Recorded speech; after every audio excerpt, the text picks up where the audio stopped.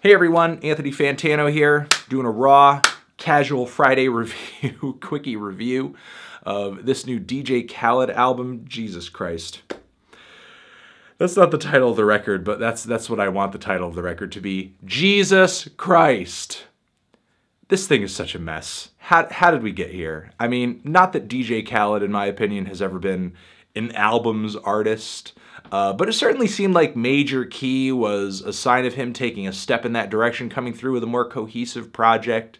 You know, there were a lot of decent singles on that project. There were a lot of decent tracks on that project. But now it just seems like DJ Khaled, much in the same way Lil Yachty did with his last album, has completely lost control and is just like,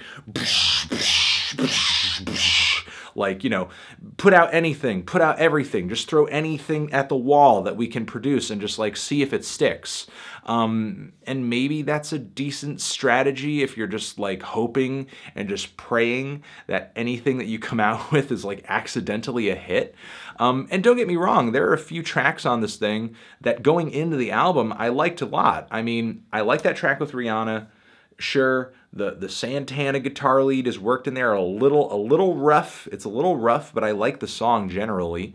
And also that track on the one with, you know, Justin Bieber, Quavo, so on and so forth. Like that track quite a bit too. I like the sunny, fun-loving, kind of feel-good vibe of that song.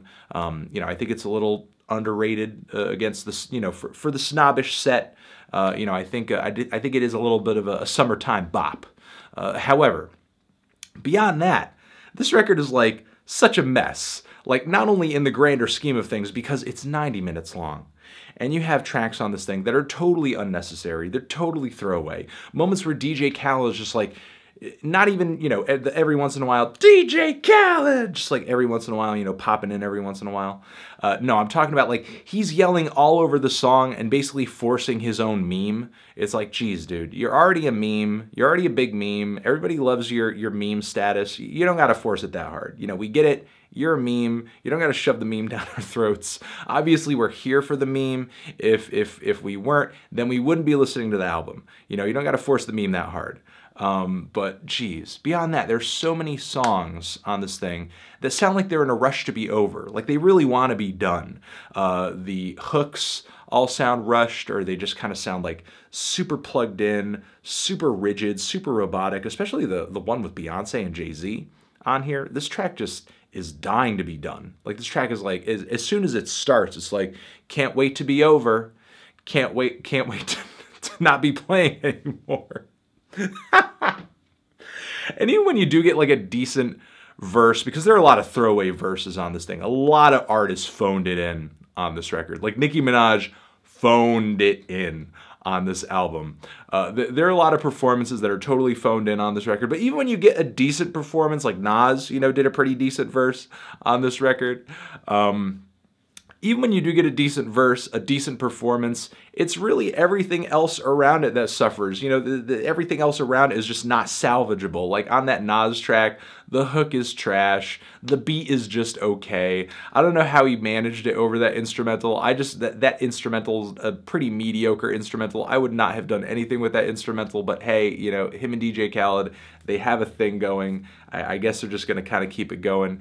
Again, that's just one of many examples on this thing of tracks that just sound so wash, rinse, repeat. You know, there's not really a moment on this thing where, you know, I got the keys, keys, keys, I got the keys, keys, keys, which, you know, while they sounded promotional, sure, like, you know, Jay-Z and Future, they certainly had a chemistry on that track and they complemented each other pretty well. On this album, I just don't feel that same kind of electricity and chemistry between the guests, between the features. You know, maybe a little bit on I'm the One. You know, again, Bryson Tiller, Rihanna, sure, worked. You know, they complemented each other. But there aren't a lot of moments on this thing where I feel like the guests complement each other. There aren't a lot of moments on this thing where I don't feel like the beats are just generic pop trash. There aren't generic pop rap trash, excuse me. And there aren't a lot of moments on this thing where the hooks actually like impress me or stick with me or feel like, hey, that was like a bit of a a stroke of genius there. You know, that happened with me every once in a while on major key. Didn't happen at all here. And again, I kind of feel like DJ Khaled is really stretching the capacity of his meme on this thing, you know, because I feel like he's just really like, I'm going to shove it down your throat. By the time this is over, you're going to be tired of it. I guarantee it. Although I'm sure that most people are not listening to this record from beginning to end. They're kind of just like, you know, picking their favorite tracks, picking their favorite singles, listening to the songs that feature their favorite artists, you know, and anybody who listens to this thing from beginning to end and loves it, I commend you. My hat is off to you. I didn't even start this review with a hat. That's how off my hat is to you. I didn't even wear one. I salute you as well. But in my opinion, this thing is just a mess.